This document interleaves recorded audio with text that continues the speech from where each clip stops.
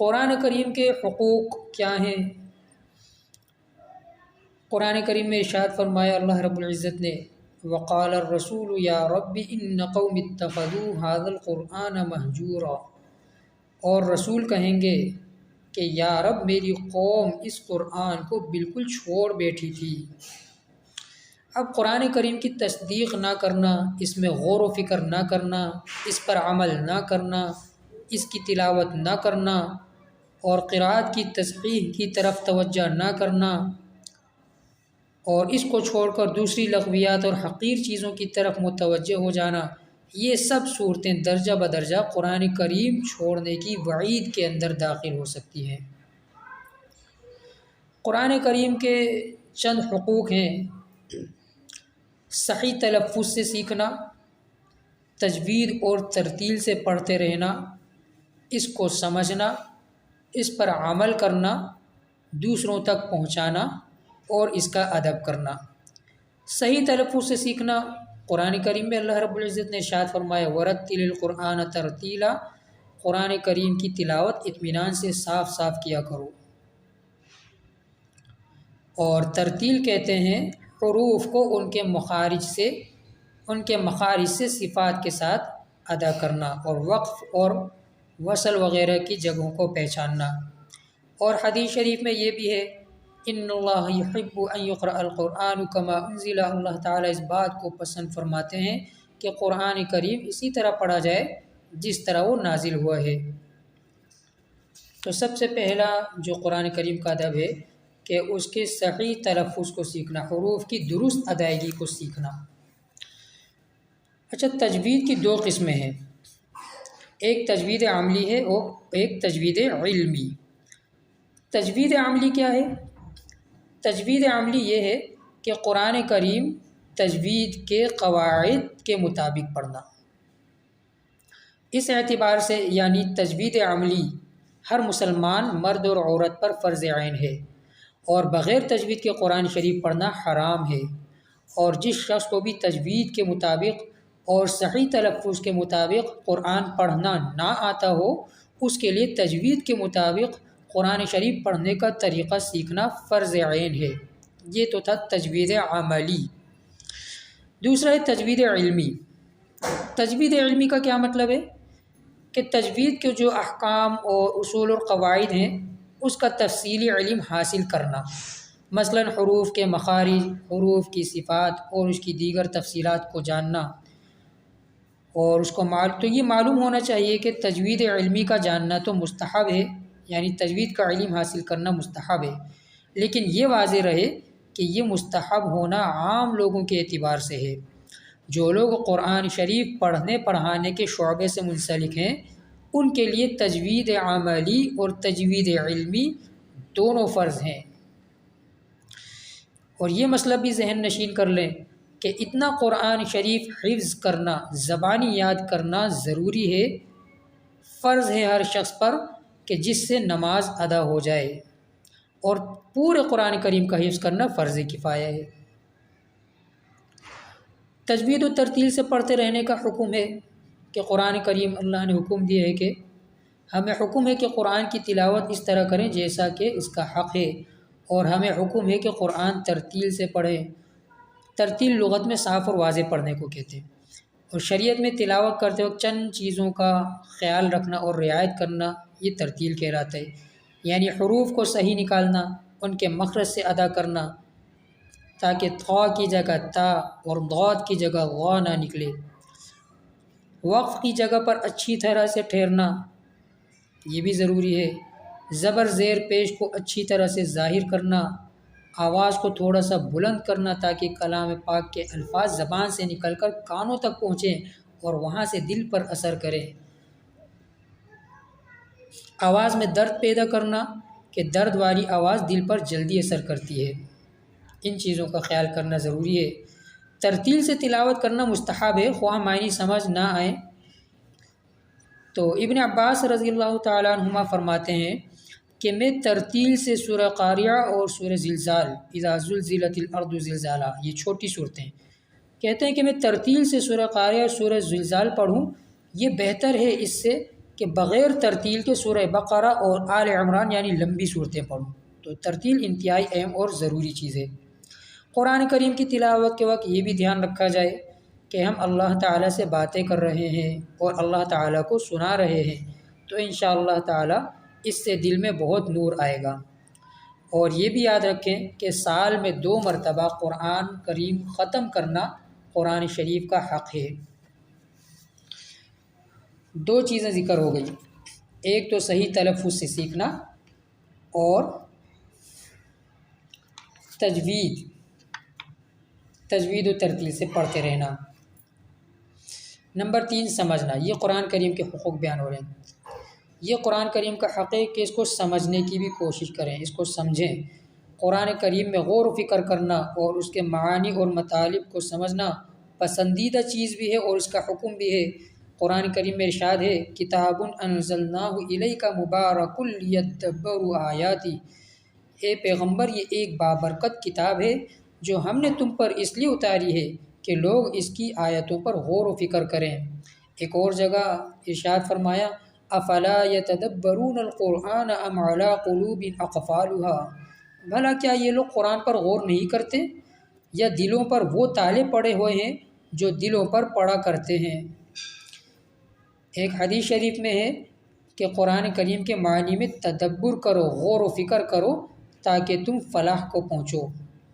حضرت حسن بصری رحمۃ اللہ علیہ فرماتے ہیں کہ پہلے لوگ قرآن شریف کو اللہ کا فرمان سمجھتے تھے، رات بھر اس میں غور و تدبر اور فکر کرتے تھے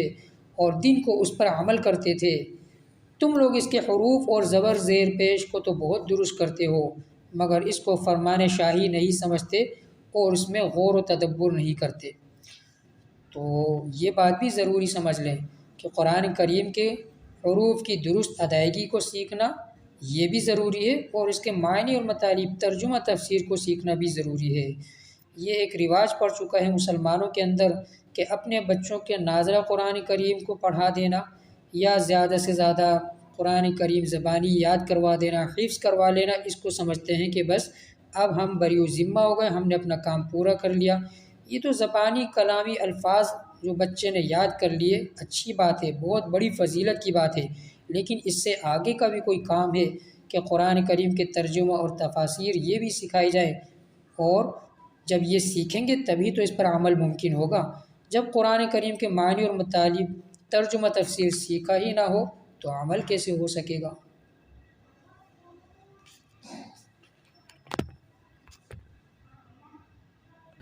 اچھا، ایک بات اور ذہن نشین کر لیں کہ عوام کو چاہیے کہ وہ از خود اپنی طرف سے قرآن کریم کا ترجمہ نہ دیکھے، کیونکہ اس میں مطلب سمجھنے میں غلطی ہو سکتی ہے، غلطی کا قوی امکان ہے۔ اس لیے کسی عالم سے جو قرآن کریم کے ترجمہ تفاسیر کو اچھی طرح سیکھ چکا ہو، کسی عالم سے سبق کے طور پر پڑھ لینا چاہیے۔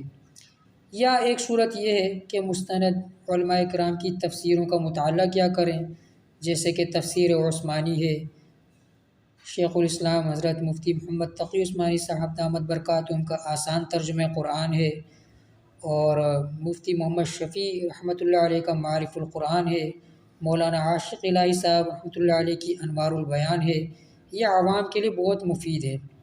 اور دوران مطالعہ اس میں جو بات سمجھ نہ آئے وہ کسی معتبر عالم سے پوچھ لینی چاہیے۔ یہ 3 حق بتا دیے، قرآن کریم کو درست حروف کی ادائیگی کے ساتھ پڑھنا، اور قرآن کریم کو سمجھنا اور اس کے حقوق کا خیال کرنا، تجوید و ترتیل سے پڑھنا۔ چوتھا یہ ہے کہ اس پر عمل بھی کرنا، یعنی جو ہم نے پڑھ لیا اس میں اللہ رب العزت نے کن چیزوں کا احکامات جاری فرمائے اور کن چیزوں سے روکا ہے، منع فرمایا ہے، ان چیزوں پر عمل بھی ہونا چاہیے۔ نبی کریم صلی اللہ علیہ وسلم کا ارشاد ہے اللہ تعالیٰ اس کتاب یعنی قرآن پاک کی وجہ سے کتنے ہی لوگوں کو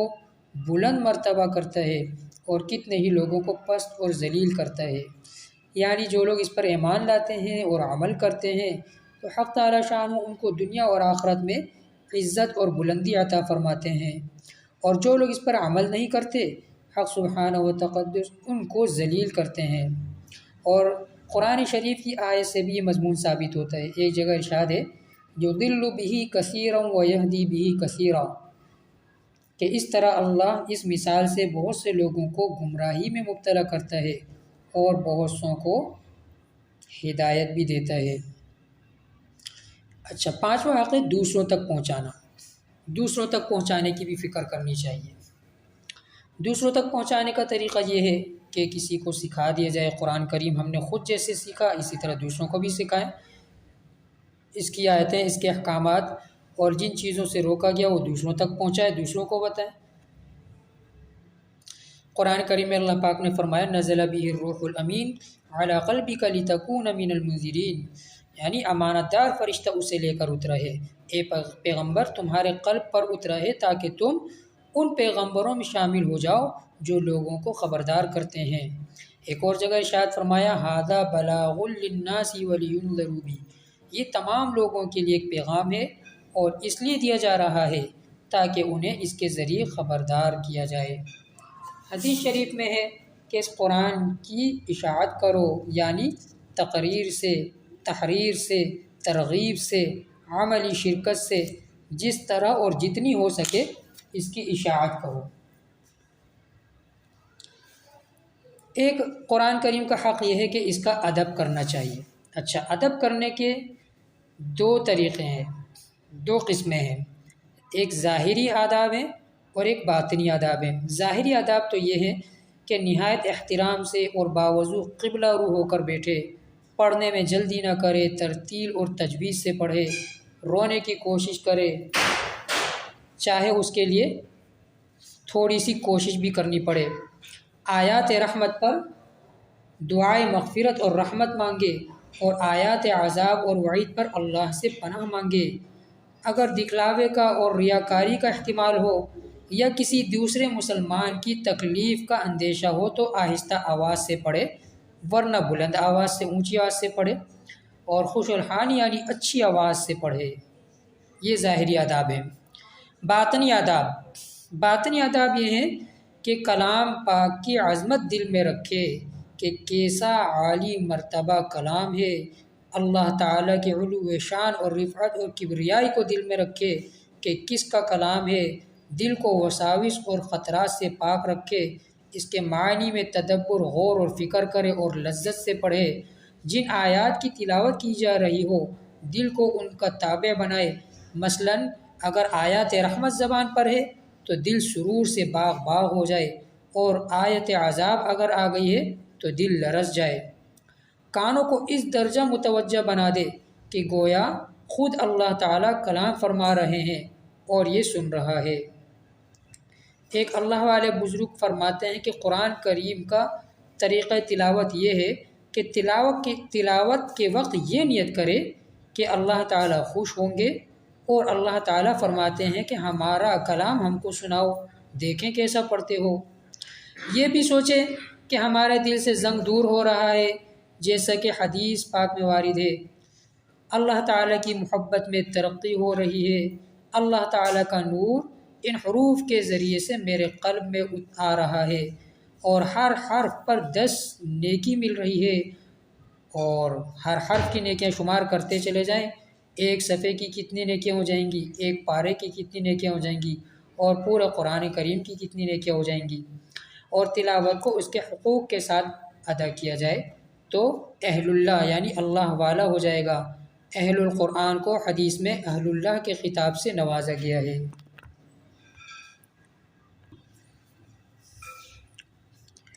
روزے کے مسائل سے متعلق چند باتیں ذکر کی جائیں گی۔ واجب روزوں کی کچھ وضاحت ہے۔ جب کوئی روزے کی نظر مانے تو اس کا پورا کرنا واجب ہے، اگر پورا نہ کرے گا تو گناہ گار ہوگا۔ اور نظر دو طرح کی ہے، دو قسمیں نظر کی، ایک نظر معین اور دوسرا نظر غیر معین۔ نظر معین تو وہ یہ ہے کہ دن اور تاریخ مقرر کر کے نظر مانی کہ یا اللہ اگر آج فلاں کام ہو جائے تو کل ہی تیرا روزہ رکھوں گا، یا یوں کہے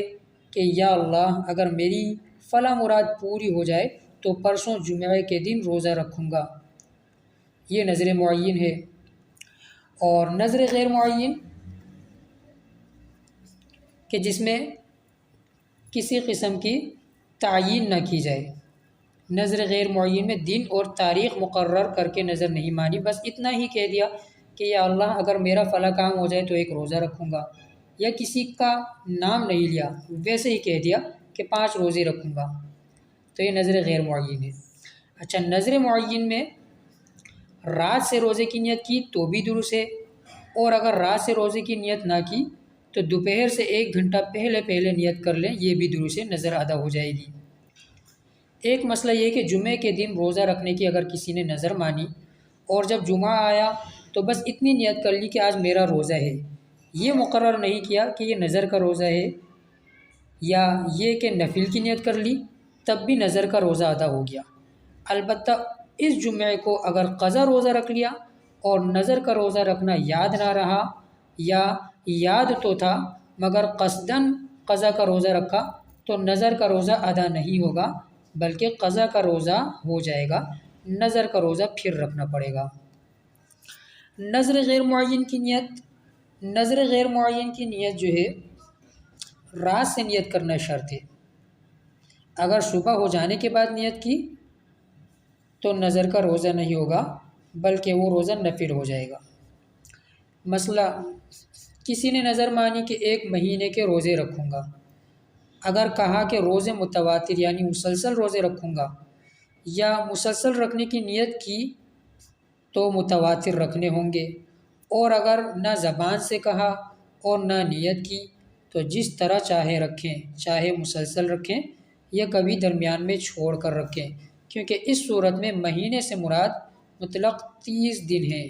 اور اگر کسی خاص مہینے کی نظر کی اور کہا کہ میں رجب کے مہینے میں روزے رکھوں گا تو 1 مہینے کے روزے متواتر ہی رکھنے ہوں گے، تسلسل کے ساتھ رکھنے ہوں گے، درمیان میں وقفہ کیے بغیر۔ مسنون روزے، مستحب اور نفل روزوں کی وضاحت یہ ہے کہ نفل روزے کی نیت کب سے ہوتی ہے۔ نفل روزے کی نیت اگر اس طرح کی کہ میں نفل کا روزہ رکھتا ہوں تو بھی صحیح ہے، اور اگر فقط اتنی نیت کی کہ میں روزہ رکھتا ہوں تب بھی صحیح ہے، اور اس کی نیت دوپہر سے 1 گھنٹہ پہلے تک نفل روزے کی نیت کر لینا درست ہے۔ اگر 10 بجے تک مثلا روزہ رکھنے کا ارادہ نہیں تھا لیکن ابھی تک کچھ کھایا پیا نہیں تھا، پھر جی میں آیا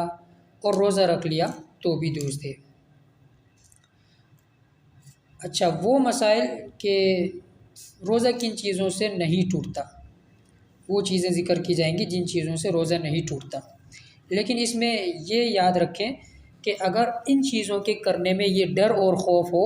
کہ کہیں روزہ ٹوٹنے تک نوبت نہ پہنچ جائے تو ان کا کرنا روزے دار کے لیے مکروہ ہوگا۔ اگر روزے دار بھول کر کچھ کھا لے یا پی لے یا بھولے سے جمع کر لے تو اس کا روزہ نہیں ٹوٹے گا، اگرچہ بھولے سے پیٹ بھر کر کھا لے۔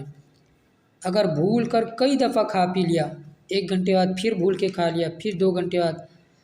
تب بھی روزہ نہیں ٹوٹے گا۔ بھول کر کھانے پینے سے یا جمع کرنے سے روزہ نہیں ٹوٹتا۔ ایک شخص کو بھول کر کچھ کھاتے پیتے دیکھا تو اگر وہ اس قدر طاقتور ہے